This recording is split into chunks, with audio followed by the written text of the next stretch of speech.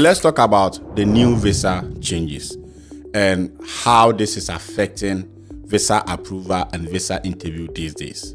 There is panic at the embassy, and today I'm going to share with you all that you need to know, and the most important thing is what you must do now in order to get your visa approved, and something important that nobody talks about. So let's get right into the video.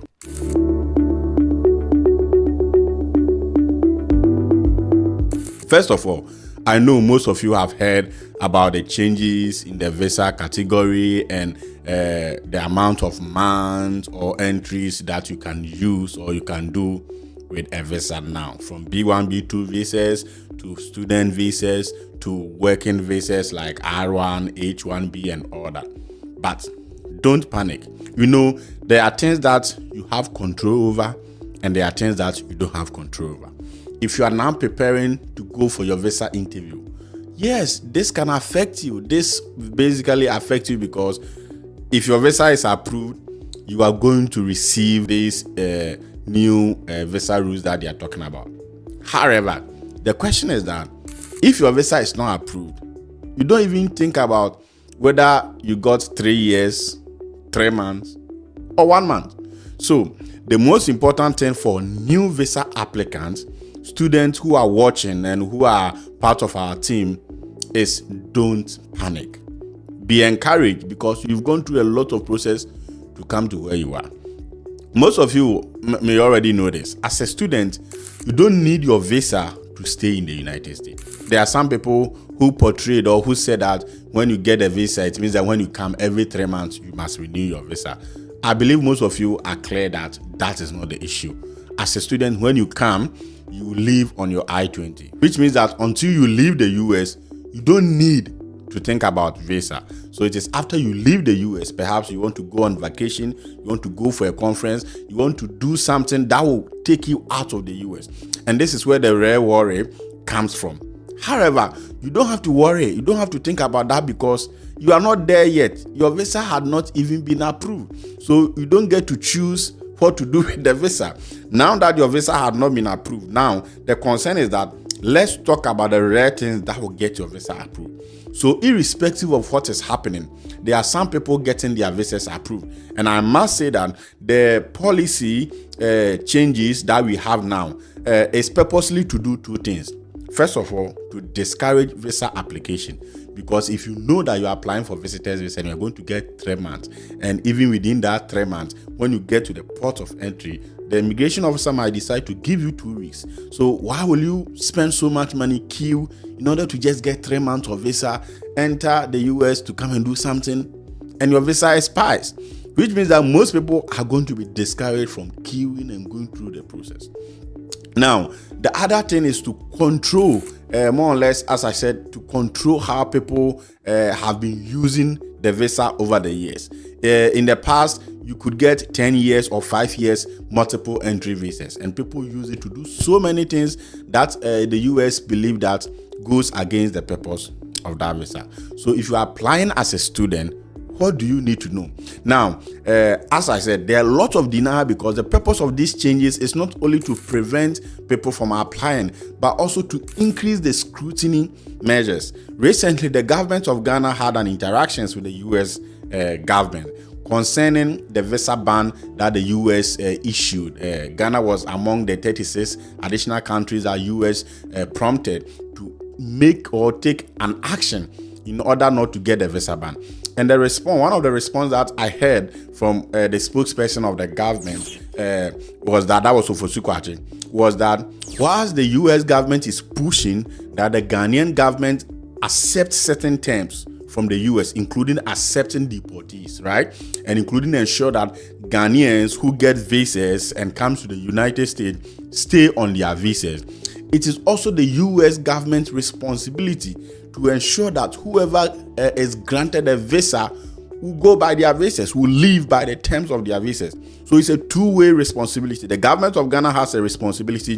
The US government also have a responsibility. So in that case, they have increased the scrutiny, they have increased the number of visa denier to ensure that in their own mind, those who genuinely qualify are those who are issued a visa.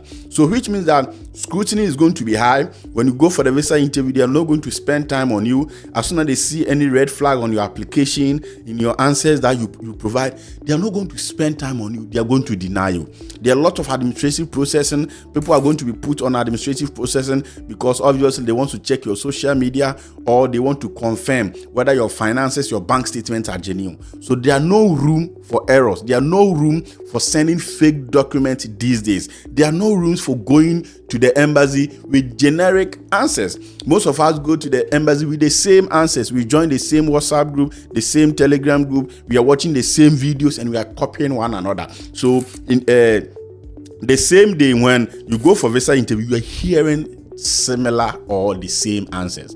A visa officer that interviews 50 students a day is hearing the same thing. I'm going to study in the US because after school I will return and come and take up a job position. My uncle is sponsoring me. I'm going to study in the US because the US have the best academic. People are going with the same story because we are in the same group, recycling and copying one another. We are not presenting genuine responses, because there are two distinctions that people do not make in the visa application process. There are some people who want to come to the United States to come and study, right? So their goal is to travel to the US. Their goal is to leave their country. And one way to do that is to use education. So some of these people have the intention, not necessarily to come and study, but to travel. And of course, if I can come and study and because of that I can travel, why not? Those people always have a lot of red flags because the way they are thinking is wired in overstaying, is wired in thinking about, okay, so how do I overstay? How do I not go to school? How do I try to change? How do I do this when I return? Instead of focusing on being a student for their visa interview. The other category is that there are some people who want to pursue education, who want to study, and because of that they are traveling to the United States. So they are coming to the US because of their studies. Those people think like a student. Those people think like student, and that is the people the visa officers are looking for. So when you go for the visa interview and you are giving generic answers, you are going with fat loans and all that, visa officers are not going to give you time, because recently, if you look at the data, the visa approval rate is low. They are denying people as never before because people from Ghana, Nigeria, West Africa have overstayed their visas in the United States. Most of us who got our visas approved earlier have come to the US and abused it. And now the government is thinking of how to control this issue. That is why visa denial is high. So even though there's this changes in the visa application process with reducing from multiple to single entry, the concern is that this is out of your control. This is not something you can control. There's nothing you can do because most of these policies are political, and they are as a result of some political observations and some political ideology. They are rooted in the ideology of President Trump on immigration. So this means that you can't do anything about it. So why don't you focus on what you can control, right? And what you can control now is ensuring that you prepare enough for your visa interview.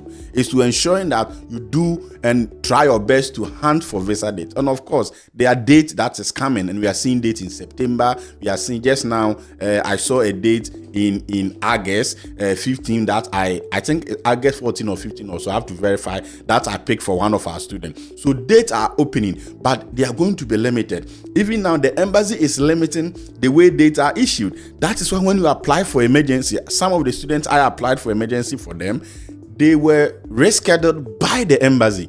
Initially, when you apply for the emergency, the embassy will open the portal for you to go in and reschedule yourself. But now the reschedule is done by the embassy, which means that they are controlling the numbers. They are controlling who gets to be interviewed, who gets appointment, and that is a way of controlling numbers, controlling the overwhelming numbers that show up for visa interview. So don't let the new changes affect you, because there's nothing you can do anyway. Your focus should be on paying attention to what you can control. That is preparing a good, genuine story. The US are looking for people who are coming to the US to study, but not people who are using education to come to the US. Those are two different things. There are people who are coming because they are coming to study. It is their education. They are passionate about what they are coming to study.